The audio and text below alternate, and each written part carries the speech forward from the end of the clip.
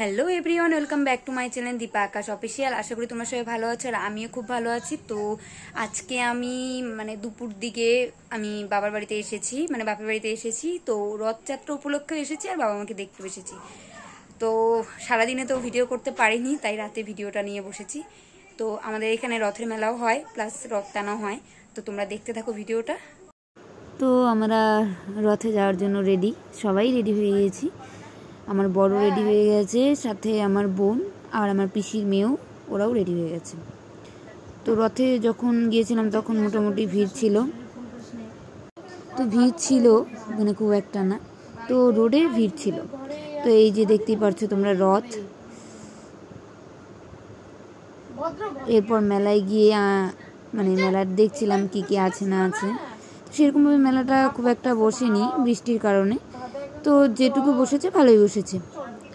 এরপর আমার বোন এখান থেকে সবুজ কাচের চুড়ি নিয়ে নিল। তো বোন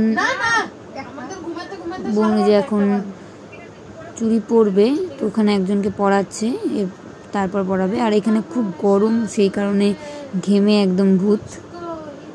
তো বোন বসেছে চুড়ির জন্য। তো শ্রাবণ মাসে সবুজ চুড়ি পরে, তো এখন সবুজ চুড়ি পরবে না, এখন অরেঞ্জ কালার আর ব্ল্যাক কালারের কাচের চুড়িগুলো পরবে।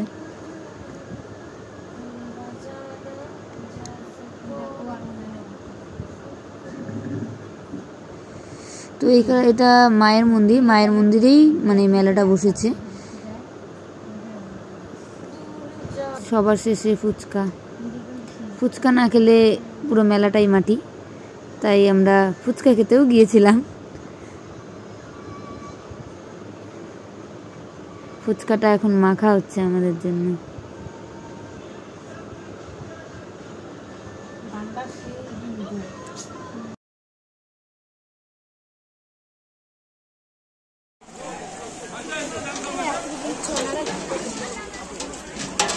এটা তো ভয়েস দিবি, তাই তো? হ্যাঁ, এটা তো ভয়েস দিবি।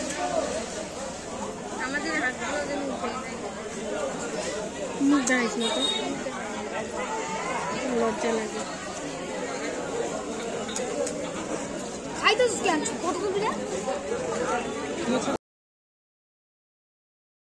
সবার শেষে জিলিপির দোকানে গিয়ে জিলিপি নিলাম, কিন্তু জিলিপি নিতেও অনেকটা টাইম লেগেছে, কারণ প্রচুর ভিড় ছিল।